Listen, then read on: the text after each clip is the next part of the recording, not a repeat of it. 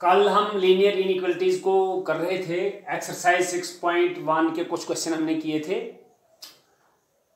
आज भी हम उसी एक्सरसाइज में से एक क्वेश्चन उठाते हैं। क्वेश्चन नंबर 19 हमने लिया है। इसमें आपने पहले सॉल्व करना है इस इनइक्वालिटी को, यानी x की वैल्यू निकालनी है और फिर ग्राफिकली आपने नंबर लाइन पे इसको बताना है। पहले हम इसको सॉल्व करते हैं जैसे हमने कल इनइक्वालिटी को सॉल्व किया था, यानी x की वैल्यूज हम यहाँ x की हम वैल्यू निकालते हैं यहाँ। तो आप इस क्वेश्चन को ऐसे भी लिख सकते हैं, इम्प्लाइज, देखिए 3 × 1 - x है, 2 × x + 4 है। आप 3 से इसको मल्टीप्लाई कीजिए, 2 से इसको मल्टीप्लाई कीजिए, जैसे आप सिंप्लीफाई करते थे पहले। तो यह आएगा 3 × 1 = 3 - 3x < 2 × x हो जाएगा 2x और +8 हो जाएगा। ठीक है, आप इसको डायरेक्ट ऑन ट्रांसपोजिंग भी लिख सकते हैं या ऑन ट्रांसफरिंग भी लिख सकते हैं, या अगर आपने 3 को अगर आपने क्या करना है, आपने 3 को इधर लेना है सपोज, या -3x को ही आप इधर लेंगे, हो सकता है क्योंकि -3x आप इधर लेंगे तो +3x हो जाएगा, और 8 को ट्रांसपोज इधर करेंगे तो क्या हो जाएगा, माइनस हो जाएगा। सपोज आपने यहां से +8 हटाना है तो आपको सब्ट्रैक्ट करना पड़ेगा। इधर +8 -8 तो 0 हो जाएगा, मगर इधर तो -8 रहेगा। वही चीज उसी को हम बाई ट्रांसपोजिंग लिख सकते हैं। अगर मैं 3 यहां पे लिखूं, +8 इधर आएगा तो -8 हो जाएगा, < 2x अगर यहां ऑलरेडी है, -3x को ट्रांसपोज करके क्या आएगा, +3x। यानी आगे आप इसको लिख सकते हैं ऑन ट्रांसफरिंग या ऑन ट्रांसपोजिंग। ठीक है भाई, ऑन ट्रांसफरिंग भी आप इसको लिखते हैं, या बाई ट्रांसफरिंग भी आप लिखते हैं, बाई ट्रांसपोजिंग भी लिख सकते हैं। चलिए यहां पे आ गया इम्प्लाइज -5, चूंकि 3 - 8 -5 होता है, < 2x + 3x क्या हो गया, 5x। क्या है ये है 5x > -5। ठीक है ना। अभी आप -5 < 5x भी लिख सकते हैं। तो अगर आपने, चूंकि आपको x को निकालना है, तो अगर x आपको निकालना है तो 5 क्या है, इसके साथ मल्टीप्लाई है ना। तो इसको हम कैसे करते हैं खत्म, डिवाइड करने से।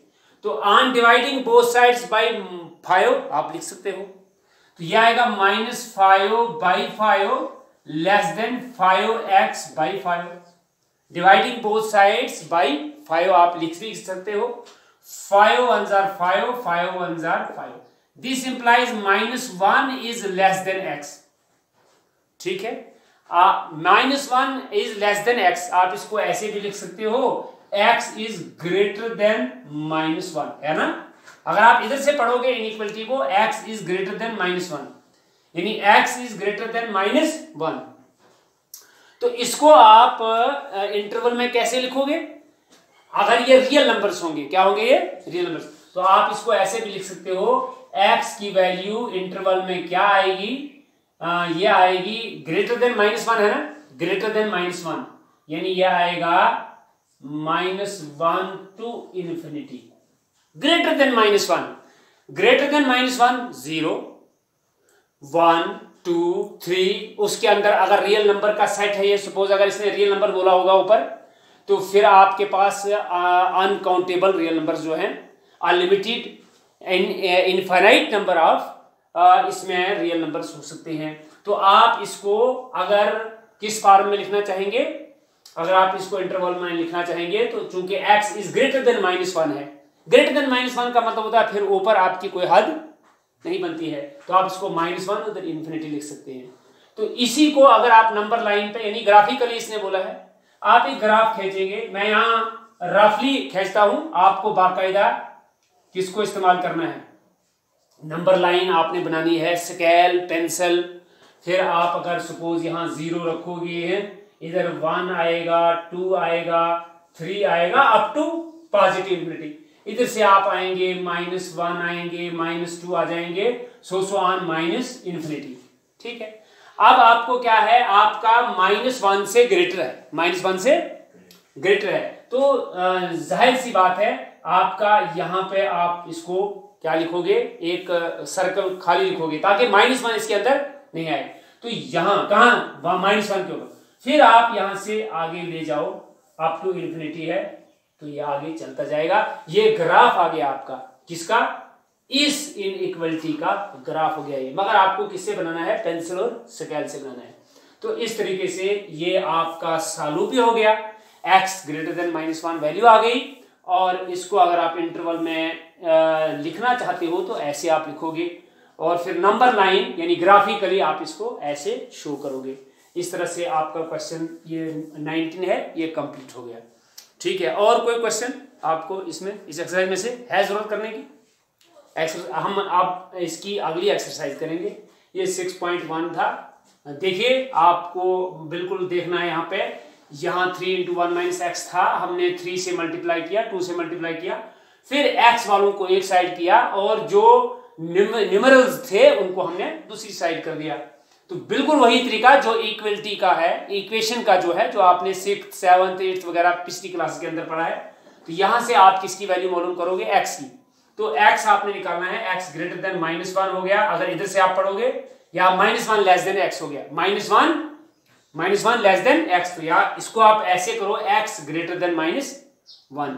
तो ये आपकी इंटरवल में x की वैल्यूज आ गई, और इस तरह से ग्राफिकली नंबर लाइन पे आपने इसको रिप्रेजेंट किया, शो किया, हो गया। तो इस तरीके से यह आपका सारा हो गया। चलिए अब हम एक्सरसाइज किस पे चलते हैं? 6.2 पे चलते हैं। एक्सरसाइज 6.2, एक्सरसाइज 6.2 इसमें क्या है? सारा आपके जितने भी इनइक्वलिटीज हैं आपने उनको ग्राफिकली शो करना है। फर्ज करो हम क्वेश्चन नंबर 1 लेते हैं पहले। क्वेश्चन नंबर 1 क्या है भाई? x plus y is less than 5. x plus y is less than 5।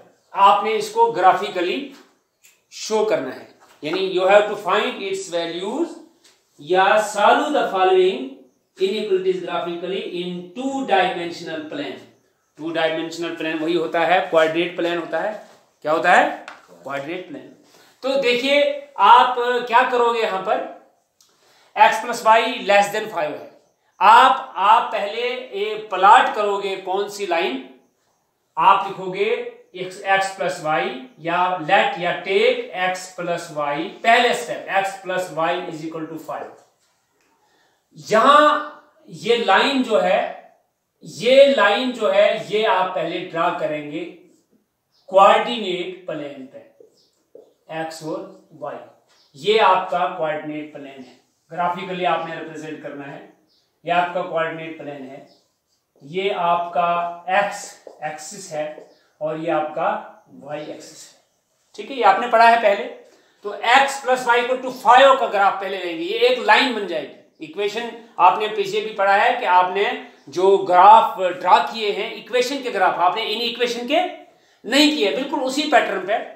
तो आप इसको यहां ऐसे भी लिखते हो, implies y is equal to 5 - x होता है ना। अब जो x तुम उठाना चाहते हो उठाओ। सपोज आप x 1 उठाओगे, जब x आप 1 उठाओगे तो y क्या आएगा? 5 - 1 इज इक्वल टू 4। ठीक है, आप एक और पॉइंट, आप 3 पॉइंट एटलीस्ट उठा सकते हैं, 2 भी उठा सकते हैं। ठीक है, तो यानी एटमोस्ट आप 2 पॉइंट उठाओ, 3 उठाओ। अब आप अगर x फर्ज करो क्या लोगे?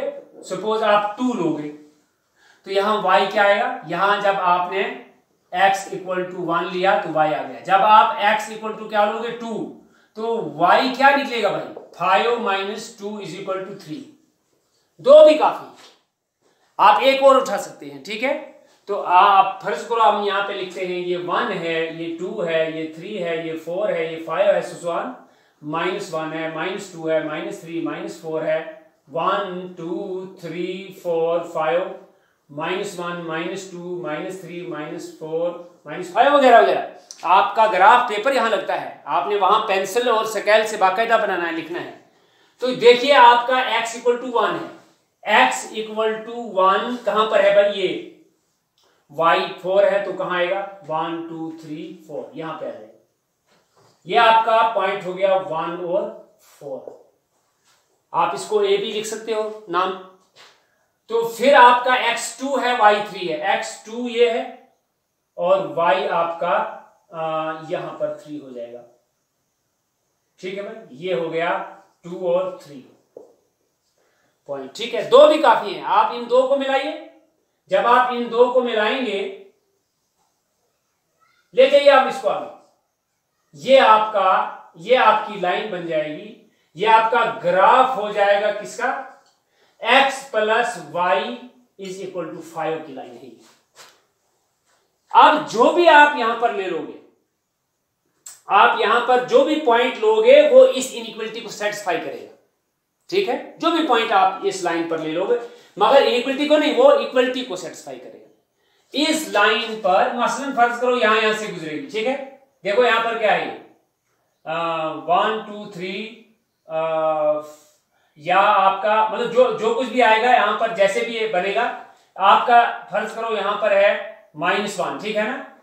तो कहां जा रही है लाइन, 1 2 3 4 5 6 पे जाएगी ना। तो -1 प्लस 6 क्या होता है, 5 होता है। तो यहां पर जो भी आपका, इस पे जो भी आपका पॉइंट आ जाएगा, ये क्या करेगा, ये आपका x plus y equal to 5 का ग्राफ होगा, जो आपने 10th के अंदर 9th के अंदर वगैरह वगैरह पढ़ा है।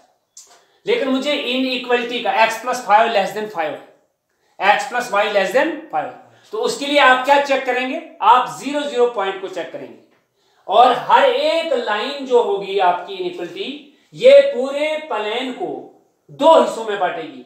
एक ये रीजन होगा, रीजन फर्स्ट, और ये सेकंड रीजन होगा। आपके कोऑर्डिनेट, आपके पूरे कोऑर्डिनेट प्लेन को इस लाइन ने दो हिस्सों में तकसीम कर दिया। आप इसको अपर पार्ट भी बोल सकते हैं, लोअर पार्ट भी बोल सकते हैं। आप इसको अपर रीजन, लोअर रीजन बोलो, या फर्स्ट रीजन ये, सेकंड रीजन वो रखो। ये पहला काम है आपका इनइक्वलिटी में, जब ग्राफ करना है, जब इनइक्वलिटी के अंदर ग्राफ आपने शो करना है, पहला काम आपका क्या होगा, आप इनइक्वलिटी को खत्म करके इक्वलिटी लेंगे, इक्वेशन बनाएंगे x plus y is equal to 5, जहां भी जो भी होगा, ठीक है। तो ये जो आपका पहले ग्राफ आएगा, जो आपने 10th के अंदर पढ़ा है, 9th वगैरह के अंदर पढ़ा है, ये हो गया। अब है दूसरा स्टेप। दूसरे स्टेप में आप इस वाले रीजन से कोई भी पॉइंट उठाइए, क्या वो इस इनइक्वलिटी को सेटिस्फाई करता है या नहीं। और अच्छी बात है अगर आप ओरिजिन को उठाएंगे, हाँ, जहां हर जगह नहीं उठा सकते हैं, लेकिन मैक्सिमम जगह आप ओरिजिन को उठाइए। ओरिजिन आपका क्या होता है, 0 और 0, ठीक है।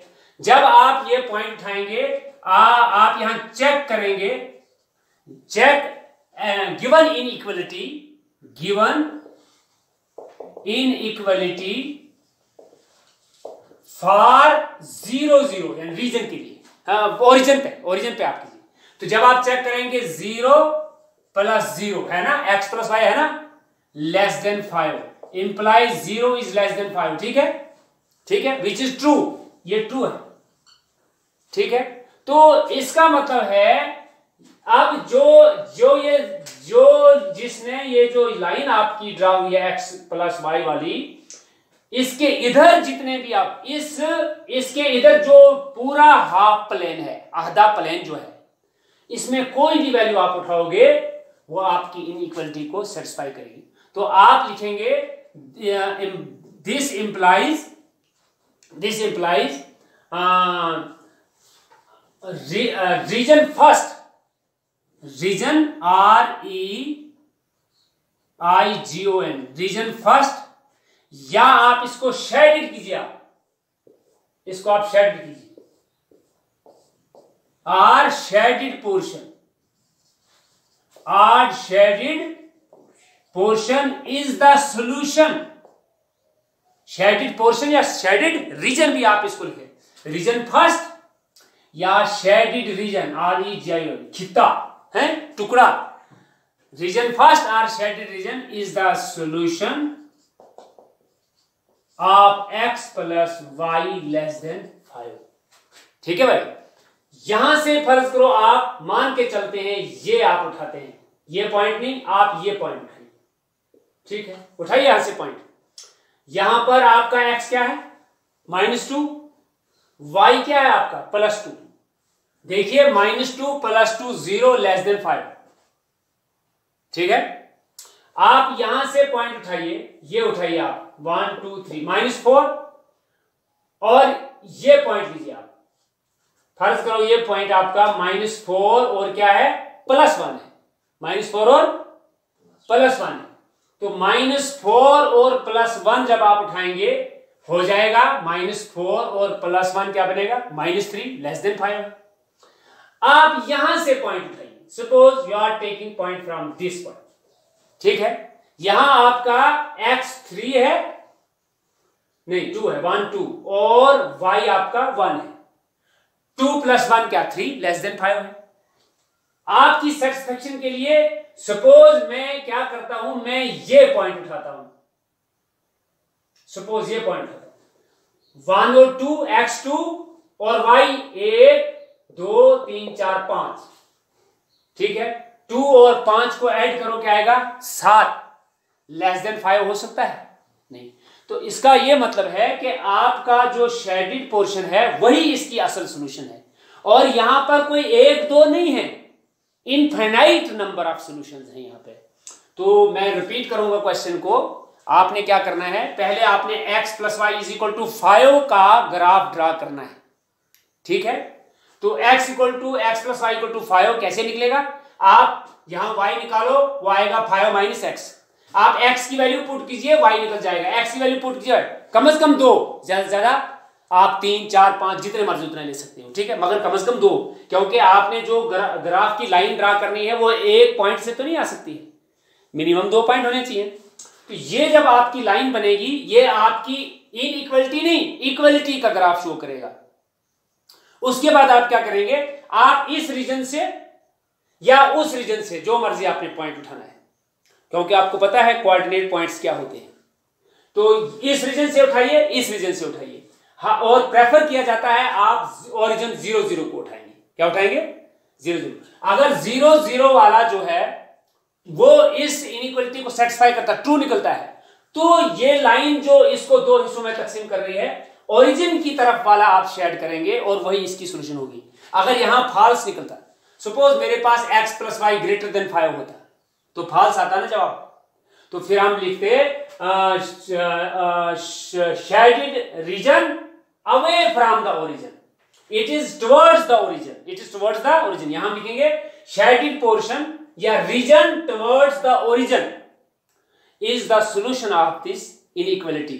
ओके, अगर मेरा फॉल्स हो जाएगा, मैं लिखूंगा shaded region which is away from the origin, which is away from the origin, यानी ओरिजिन से जो उधर के लिए है, मगर इस लाइन के उधर, ये जो आपका ग्राफ है इसके उधर इसकी सॉल्यूशन है। तो लिहाजा दोनों सूरतों में जब आप 0 0 से इसको चेक करेंगे तो आपको पता चलेगा कि अगर ट्रू है तो टुवर्ड्स ओरिजिन आपकी सॉल्यूशन है, अगर फॉल्स है तो फिर इससे उधर परे जो जाएगा वो दूसरा रीजन जो है वो उसकी सॉल्यूशन होगी। तो इस तरीके से आपका ये जो है ये हो सकता है, ठीक है भाई। इस तरीके से आपका ये जो है इनइक्वालिटी का ग्राफ, एक इक्वेशन, एक इनइक्वालिटी का, कल हम 2 3 4 इनइक्वालिटी भी एक ही क्वेश्चंस के अंदर हो सकती हैं, तो वो लास्ट एक्सरसाइज आपकी उसको इंशाल्लाह कल करेंगे, और इस तरह से आपका चैप्टर भी कल समाप्त हो जाएगा। चलिए आज का इतना ही काफ़ी है, कल देख लेंगे। चलिए ठीक है।